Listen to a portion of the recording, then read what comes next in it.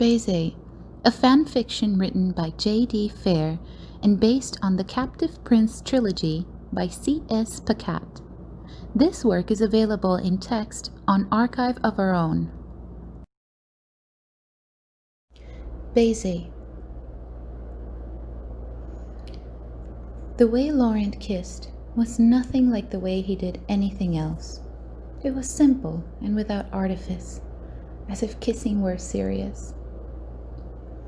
Auguste kissed his brother first thing each morning and last thing each night.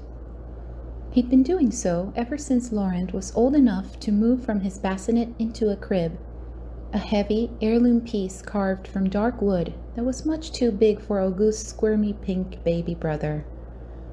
Auguste would stand on a box, lean as far over as he could, and touch his lips to the fat, rosy cheek.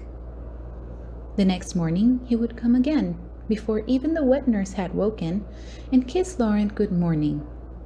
He'd linger there a while until he was called off to his lessons, or until he was shooed away by a gaggle of lady servants who assured him that caring for babies wasn't something a young prince should concern himself with. When Auguste was 13, he would creep into Laurent's nursery, tugging down a blanket knitted from the softest wool coin would buy, so he could place a kiss among bright blonde curls. 2 years had taught him the way to Laurent's rooms by heart, even in the dark, even past chuckling guards who pretended they couldn't see him. In the mornings, he'd sneak in bread and cheese and fresh milk and sit in Laurent's windowsill to eat breakfast while the sun rose.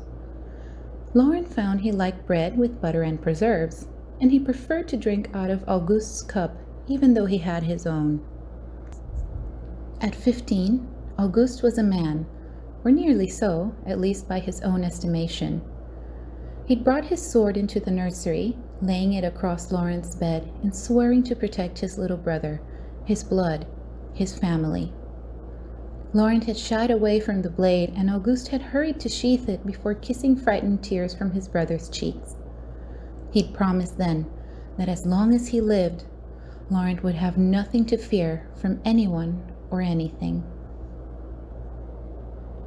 Auguste was 20, leaning down to smooth Laurent's hair back and kiss him on both cheeks when the boy had blurted, "I don't want to get married." And then, when Auguste had laughed that it was too early to think of that, Laurent had gone on earnestly, "I don't want you to get married either. It isn't fair that some stupid woman can come and take you away. What if she's mean? What if she says she hates me and sends me away like in the stories? What if she sends a hunter to come and take out my heart and put it in a box?" And Auguste had hushed him, held him close, kissed the top of his head. "Promise you won't let anything come between us?" Laurent had begged.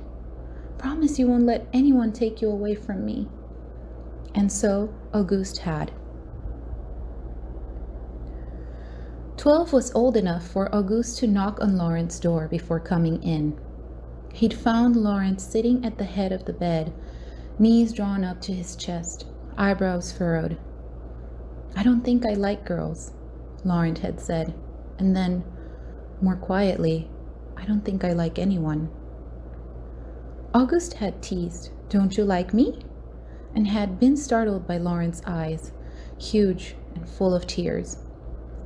He hadn't understood, couldn't even get Laurent to tell him what was wrong, and for the first time began to fear that there would be things he wouldn't be able to protect his brother from. Laurent had fallen asleep, curled tightly into himself. Auguste kissed his temple, tucked the blankets around him, and sat beside him on the bed long past midnight. Nearly 14, and Laurent suddenly realized that he'd been waiting for Auguste, listening for his knock on the door. A sick, heavy emptiness filled him, and he'd let out a long breath that for one miserable moment he'd wished would be his last. No bread and preserves in the morning, no fresh milk out of a cup still warm from Auguste's hands, no long conversations at night, nor laying half asleep with his cheek pressed against Auguste's shoulder. He abruptly missed every kiss, tried to recall all of them, commit them to memory before they, too, were taken from him. Those places on his cheeks, his temples, his forehead, where Auguste's lips had touched, were sacred now, precious spaces where he must never allow anyone else to defile. Slowly, he felt his brother's warmth cooling and fading, hardening into an impenetrable layer of ice.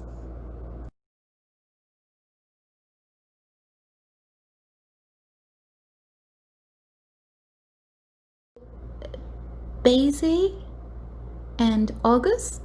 So, Baisers, Auguste, Laurent. Or do you want more O in Laurent?